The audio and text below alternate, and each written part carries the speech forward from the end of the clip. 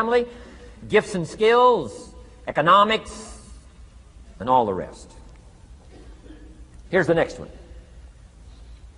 Economics. We're going to study that when we come back from our break.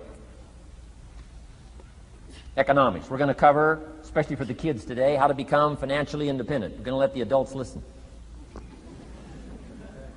I've been teaching kids for the last 18, 19 years how to be rich by 40, 35 if you're extra bright. Most kids think they're extra bright. They go for 35.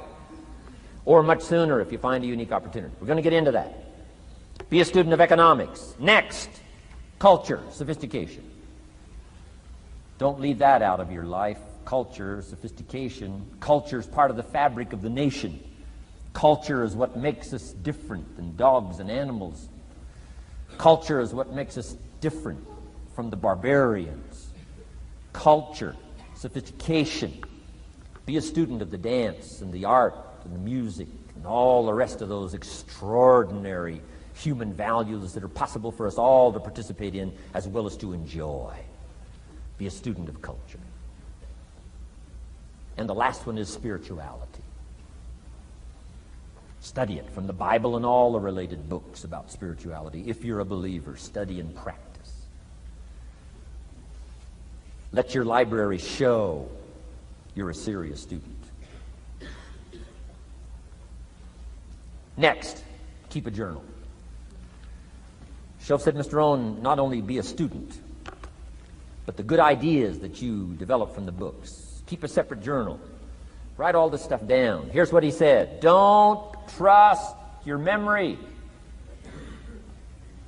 If you're serious about becoming wealthy and powerful and sophisticated and healthy, influential, cultured, unique, keep a journal. Don't trust your memory. If you listen to something valuable, write it down. If you come across something important, write it down. Write it down. Now, I used to take notes on pieces of paper and torn off corners and backs of old envelopes and restaurant placemats and long sheets and narrow sheets and little sheets and pieces thrown in a drawer. Found out, best way, keep a journal. I've been keeping these journals now since age 25. It makes up a valuable part of my own learning, and it's a valuable part of my library. My own journals now form a good portion of my own library. The stuff. I'm trying to get kids to do like I do, be a buyer of empty books. Kids find it interesting I'd buy an empty book. Especially at my status in life. What did I pay for this one? $26. Kids say, $26 for an empty book? Why would you do that? Well, the reason I paid $26 is to press me, to see if I can't find something worth $26 to put in here. And I'm telling you, all my journals are private. But if you got a hold of one of my journals, you wouldn't have to look very far until you would say, this is worth more than $26.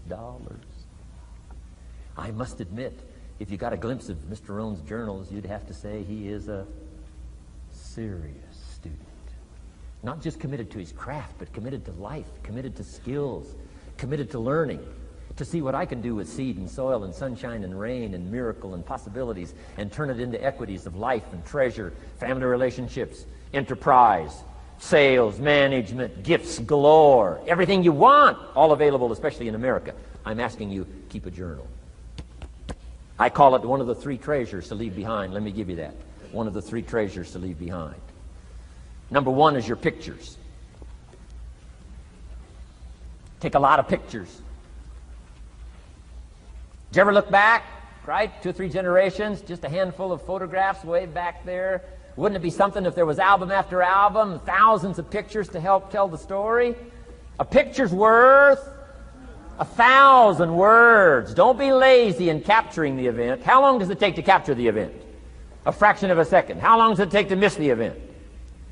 A fraction of a second. Errors in judgment or disciplines. Take lots of pictures. Help tell the story. Click, click, got it.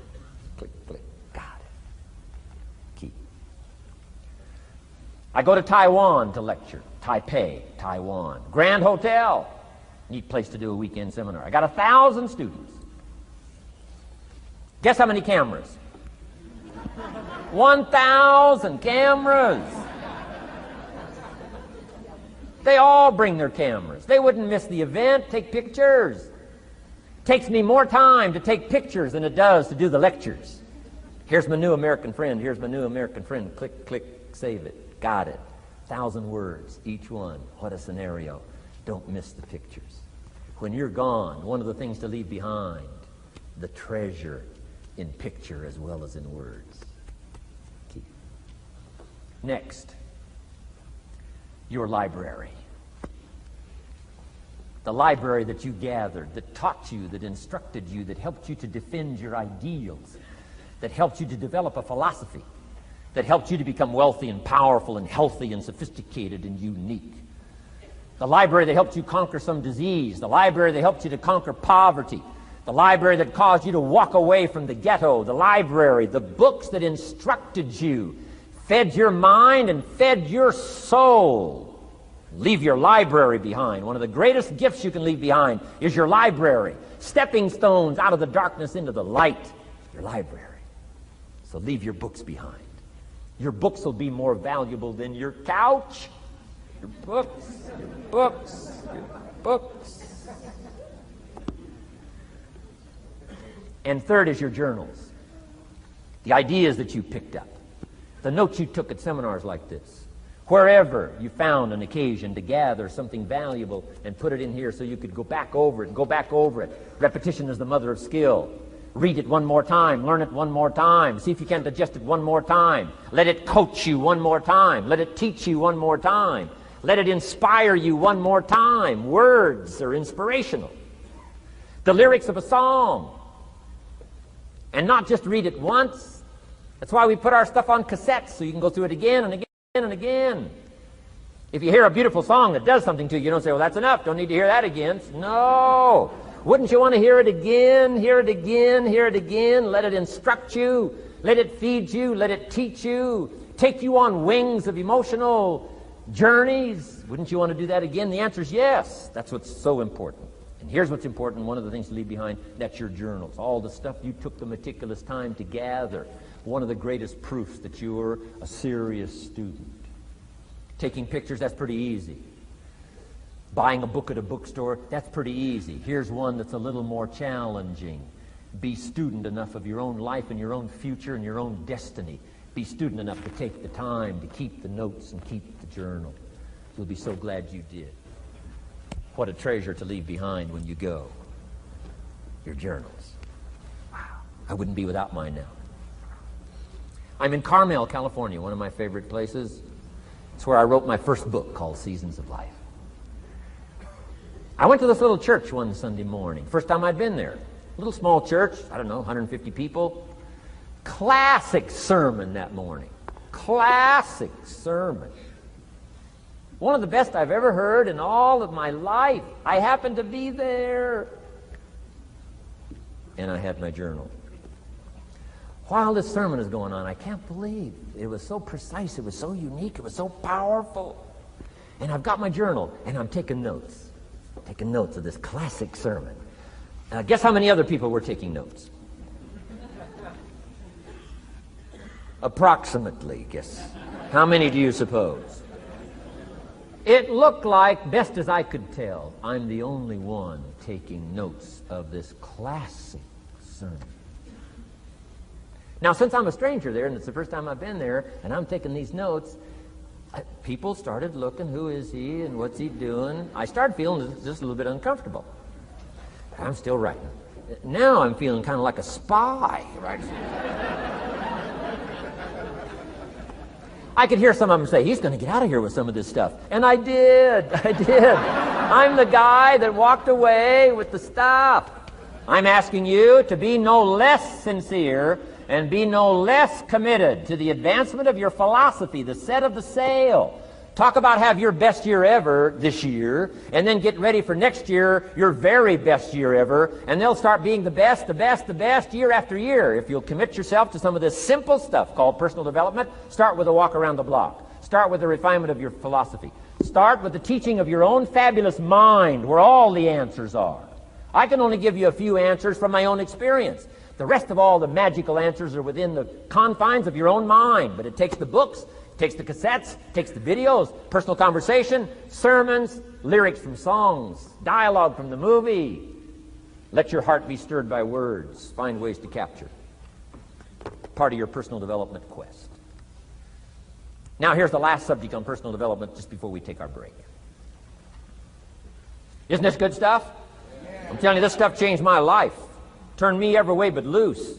I've never been the same since the teacher gave me some of this simple instruction. How to go from where you are to where you want to go. How to go from what you are to what you want to become. How to go from pennies to treasure. How to go from nothing to fortune. It's all within the confines of this stuff that I've been trying to share with you. Laboring best I can. Words are clumsy when you try in your experience. But I'm doing my best today, and I'm excited about it. Appreciate you taking all these good notes. Good students today. I appreciate that.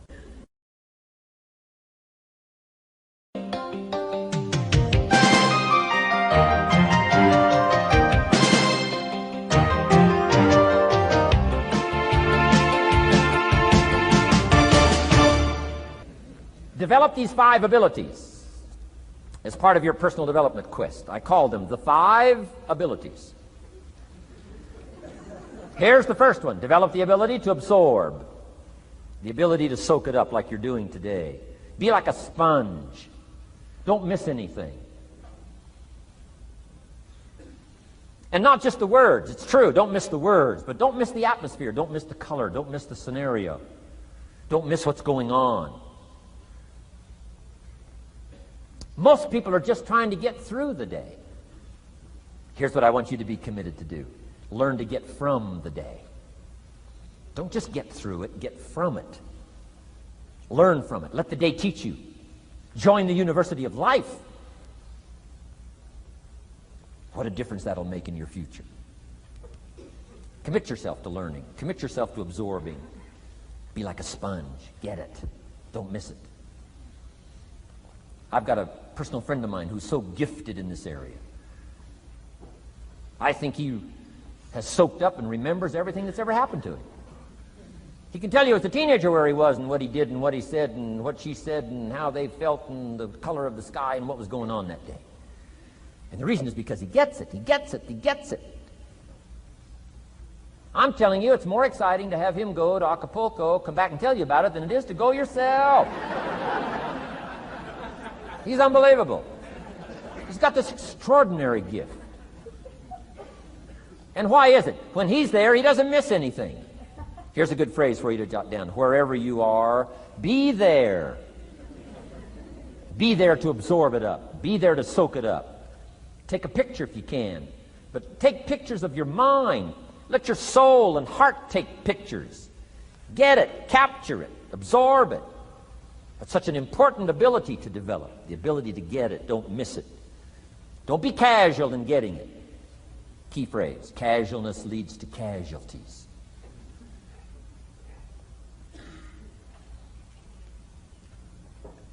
Second, learn to respond. The ability to respond means let life touch you. Don't let it kill you, but let it touch you.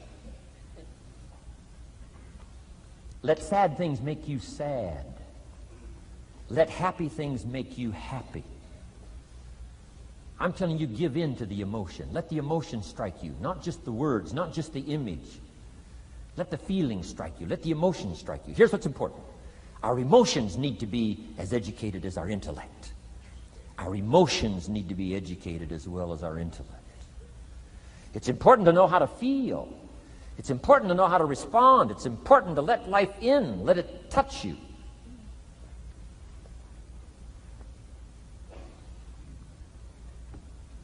I'm the greatest guy in the world to take to the movies. I get into a good movie. I want a good movie. Make me laugh, make me cry, scare me to death, teach me something, take me high, take me low. Just don't leave me as I was when I came in. Touch me. Do something to me. Wow. I picked up the newspaper in Australia. The advertisement says, see Dr. Zhivago on the big screen. I said, my gosh, I got to go see it on the big screen. I'd seen it, 2 or 3 times before, but the big screen, I love the old theaters, right? The balconies and the chandeliers and the draperies and all the stuff, the big screen. So I go one more time, see Dr. Zhivago, and sure enough, I'm swept away one more time. Story of the Russian Revolution, Dr. Zhivago, and that whole scenario. I had always missed the importance of the ending of that movie until this time. The other times I missed it. I'm telling you, this time, I got it. Comrade General said, Tanya, how did you come to be lost? After he'd found her, right? Said, how did you come to be lost? And she said, well, I was just lost. He said, no, how did you come to be lost? She said, well, we were, the city was on fire when we were running to escape, and I was lost. He said, no, how did you come to be lost? And that's what she didn't want to say.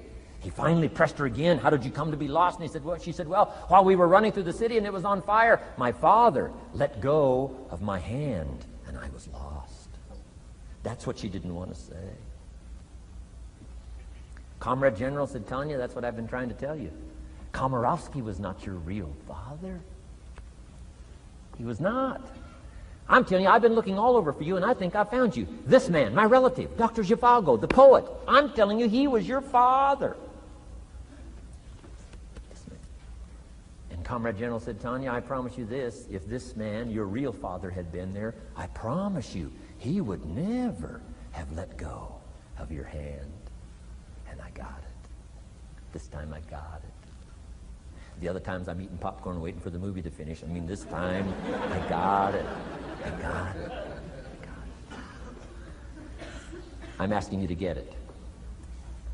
Absorb and respond. Maybe you heard the story about the evangelist here in Texas way back in the horse and buggy days. Used to put up his tent in these various Texas towns and hold tent revivals. And he put up his tent, one of these towns, expected a big crowd to come and hear him preach. And he got there first night of the tent revival, and he walked inside the tent. It was empty. And he thought, something must be wrong. He waited till 8 o'clock. Nobody showed up. He waited till 8:15. Not a soul. Finally, 8:30. One lone cowboy wandered up on his horse, tied his horse up outside, came in, sat down on the front bench, big empty tent. So the preacher thought, well, at least I better go down and talk to the cowboy. So he goes down and talks to the cowboy, and he says, Cowboy, I don't know what to tell you. He said, I'm the preacher, and this tent was supposed to be full of people. And he said, something's gone wrong. I really don't know what to do. I'm embarrassed. And he said, I don't know what to do. And the cowboy said, well, I'm not a preacher. I'm just a cowboy, so I can't tell you what to do. But he said, I know this, if I went out to feed my cattle and only one showed up, I'd at least feed it. So the preacher said, hey, the cowboy is right. If you've got a message to share, if there's one person or 1,000, don't let your ego get in the way. You should do the best you can. So he got kind of inspired by this conversation with the cowboy, jumped up on the platform, started preaching as if the tent was full of people. And he was so inspired, he just kept going, went for an hour and 15 minutes, hour and a half. Finally, wound down and quit. Come down off the platform, talked to the cowboy again, said, well, cowboy, what did you think of my sermon? The cowboy said, well, I'm not a preacher, so I can't really tell. I'm just a cowboy. But he said, I know this. If I went out to feed my cattle and only one showed up, I'd feed it, but I wouldn't dump the whole load on it.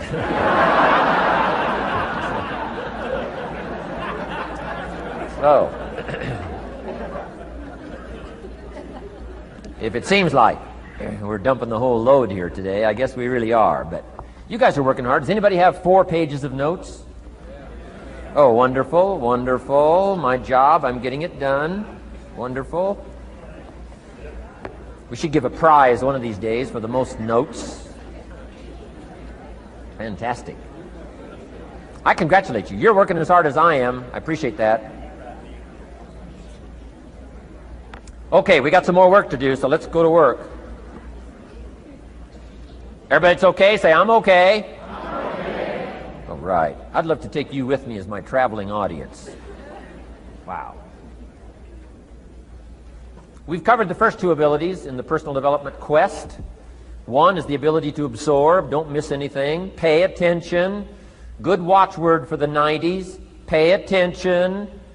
Things are moving so fast these days, you got to pay attention, pick it up, soak up the colors, soak up the sounds, soak up what's going on. Second, respond, let life touch you. Let the emotions affect you as well as the sights. Now here's the third ability, develop the ability to reflect. Reflect means go back over, study it again. Go back over these notes that you're taking today. Go back through the cassettes one more time. Read the text one more time. But there's more to it than that. Go back over your day. I call it run the tapes again,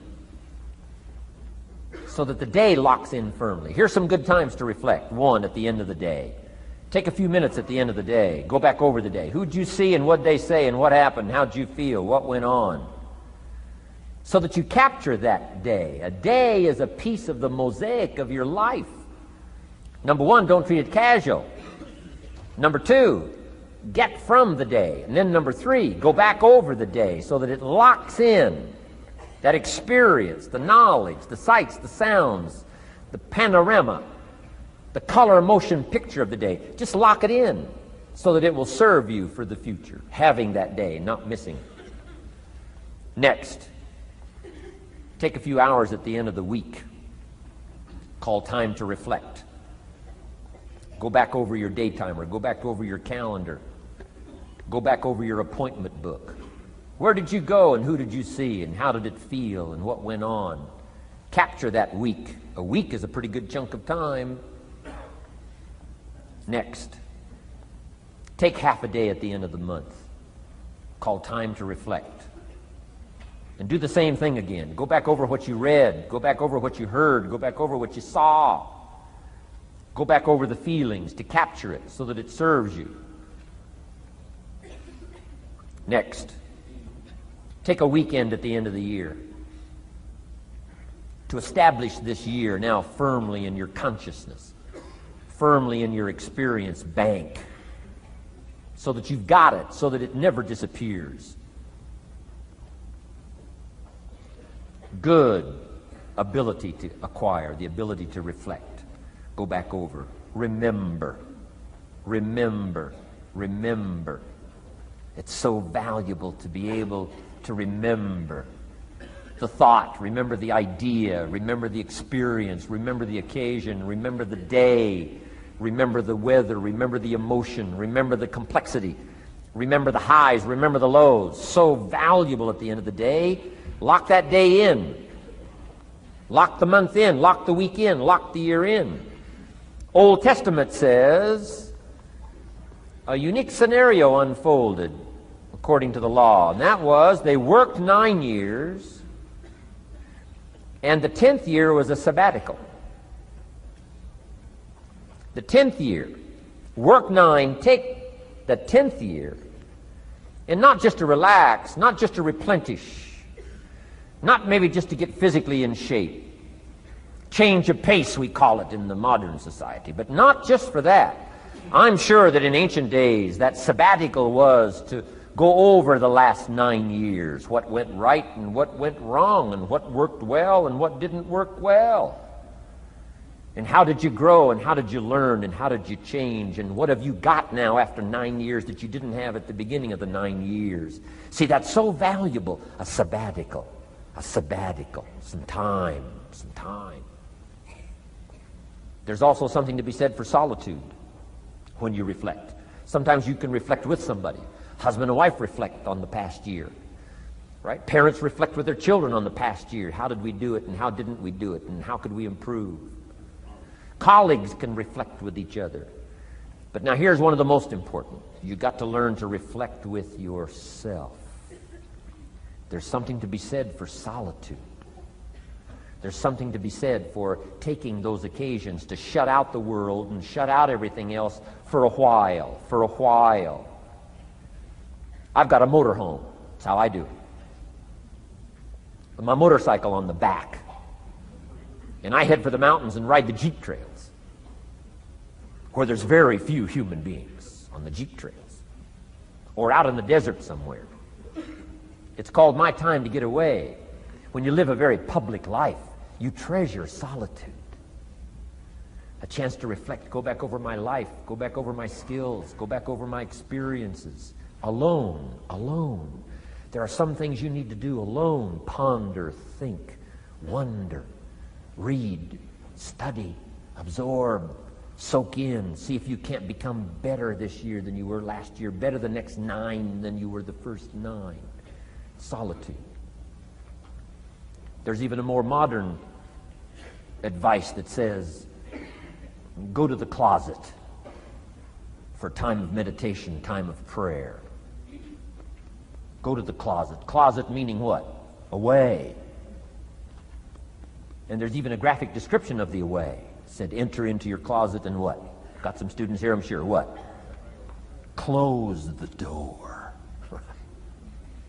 For what? Just to shut out everything.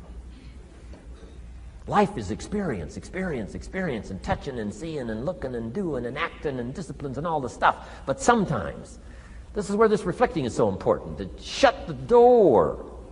To shut the door and wonder. Prayer, contemplation, thinking, and let things move in to your consciousness and awareness that no other way can it be done. Right? Flying down the freeway, I'm telling you, it's difficult to get through. So many things to do, it's difficult to get through. But times of solitude, times to reflect. So this is so valuable, learn to reflect. Now here's why it's important to reflect. To make the past more valuable to serve you for the future. Here's what's really powerful, learning to gather up the past and invest it in the future. Gather up today and invest it in tomorrow. Gather up this week and invest it in the next week. Gather up this year and invest it in the next year. See, that's so powerful, rather than just hanging on one more year, hanging in there, seeing what's going to happen. Learn, study. This is part of the personal development quest, becoming better than you are, more valuable than you are, not just in terms of economics, in terms of motherhood, in terms of fatherhood, in terms of being a better brother, a better colleague, making a better contribution to the family, to society, to the community, to the church, to the office, to the commitment, to the partnership. Doesn't matter what it is that has value. Work on yourself, then you bring more value to the partnership, to the marriage, to the franchise, to the corporation, to the enterprise, to the community, to the nation. Self-development, personal development. The best contribution you can make to someone else is self-development, not self-sacrifice. Self-sacrifice only earns contempt. Self-development earns respect. Pity the mother who says, I'm just going to give up my life for my children. Self-sacrifice is not noble. Self-investment is noble from self-development. If I work on myself and become more valuable, think of what that'll do for our friendship. I used to use the old expression, you take care of me and I'll take care of you. I found out how shallow and short-ended that was. And I changed it to read like this, I'll take care of me for you, if you will please take care of you for me. And this is part of it, the personal development, that we work harder on ourselves than we do on our job. Now we bring that to the friendship. Now we bring that to the marriage. Now we bring that to the family relationship as a father, as a mother. And we develop the strength and we develop the power. That's key. And it takes, I think, this scenario of disciplines, these abilities, to acquire those gifts and those skills, that value, so that we bring more. Now, we bring more to the next week. We bring more to the next month. We bring more to the next year. If you follow this absorb, respond, and reflect. I said to my father, when he was about to turn 76, his 76th birthday, I said, dear father of mine, can you imagine what it's going to be like to gather up the last 75 years of your life and invest them in your 76th year? What a difference of philosophy, rather than just hanging on one more year. Gather up 75 and invest them in the next one. Gather up the last 6 years and invest it in the next year. See, that's so powerful in communication, which we're going to study soon. So powerful. So consider this. 1, The ability to absorb. Second, the ability to respond. Third, the ability to reflect.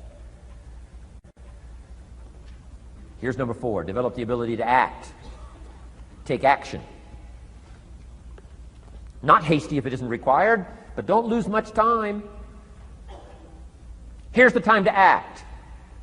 When the idea is hot and the emotion is strong. That's the time to act. You say, Mr. Rohn, I'd like to have a library like yours. See, if you feel strong about that, what you got to do is get the first book and then get the second book. Before the feeling passes and before the idea gets dim, action pronto, action immediate, action as soon as possible. Because if you don't, here's what happens. We call it the law of diminishing intent. We intend to when the idea strikes us. We intend to when the emotion is high. But now if you don't translate that into action fairly soon, now the intent starts to diminish. And a month from now it's cold. A year from now, can't be found. So act. Set up a discipline when the emotions are high and the idea is strong and clear and powerful. That's the time to set up the discipline. Somebody talks about good health and you're stirred. Says, right, I need to get a book on nutrition. Get the book before the idea passes and before the emotion gets cold. Go for the book. Start the library. Start the process. Fall on the floor. Do some push-ups. Action. Got to take action. Otherwise, the wisdom is wasted. Otherwise, the emotion soon passes. Unless you put it into a disciplined activity. Capture it. Disciplines is called how to capture the emotion and how to capture the wisdom and translate it into equity. Disciplines. Now, here's what's important about disciplines. All disciplines affect each other. In fact, here's a good philosophical phrase. Everything affects everything else. Nothing stands alone. Don't be naive in saying, well, this doesn't matter. I'm telling you, everything matters. There are some things that matter more than others, but there isn't anything that doesn't matter. Okay. We all pity the man who says, well, this is the only place I let down. Not true. Key to take home. Every letdown affects the rest of your performance. Every letdown affects the rest. This is part of the educational process on personal development. If you don't take the walk around the block, you probably won't do the apple a day. If you don't do the apple a day, you probably won't start building your library. If you don't build your library, you probably won't keep a journal, and you won't take pictures, and then you won't do this, you won't do wise things with your money, won't do wise things with your time, won't do wise things with your possibilities and relationships, and the first thing you know, 6 years of that accumulated, and we say you have messed up. So the whole key to reversing that process now is to start picking up these disciplines. Now here's the positive side. Every new discipline affects the rest of your disciplines. Every new one affects the rest. That's why action is so important. The least action, the smallest action. Take it. Because when you start accomplishing and the value starts to return from that one action, it'll inspire you to do the next one and the next one and the next one. You start walking around the block, it'll inspire you to get an apple. Get an apple, it'll inspire you to get a book. Get a book, it'll inspire you to get a journal. Get a journal, it'll inspire you to grow, develop some skills. All disciplines affect each other. Every lack affects the rest. Every new affects the rest. The key is to diminish the lack and set up the new. And you've started a whole new life process. Key. Also, one more thought on discipline. Here's the greatest value of discipline. Self-worth. Self-esteem. People are teaching self-esteem these days, but they don't connect it to disciplines. The least lack of discipline, and it starts to erode our psyche. One of the greatest temptations is to just ease up a little bit. Right? The slightest lack of doing your best starts to erode the psyche. Instead of doing your best, doing just a little less than your best. Sure enough. You say, well, it's just going to affect my sales. No, it's going to affect your consciousness. It's going to affect your philosophy. Now you've begun in the slightest way to affect your own philosophy. Here's the problem with the least neglect. Neglect starts as an infection. And if you don't take care of it, it becomes a disease. And one neglect leads to another. And the worst of all, when neglect starts, it diminishes our self-worth, our self-confidence, our self-value. You say, well, how can I get back my self-respect? I'm telling you, you don't have to go to 29 classes. All you have to do is start the smallest discipline that now corresponds to your own philosophy, like I should, and I could, and I will. No longer will I let neglect stack up on me so that I will have the sorry scenario 6 years from now, giving some excuse instead of celebrating my progress. That's the key to discipline. Okay? Let's get kids involved in the least of disciplines. One more, and then one more, and then another one, and then another one, and then some more. And the first thing you know, you're starting to weave the tapestry of a disciplined life into which you can pour more wisdom and more attitude and more strong feeling, more faith and more courage. Now you've got something, a vessel in which to put it. And now the equities start to flow. And the early return, I'm telling you, if you'll start this process, the early return will have you so excited, you'll commit yourself to this strategy for the rest of your life.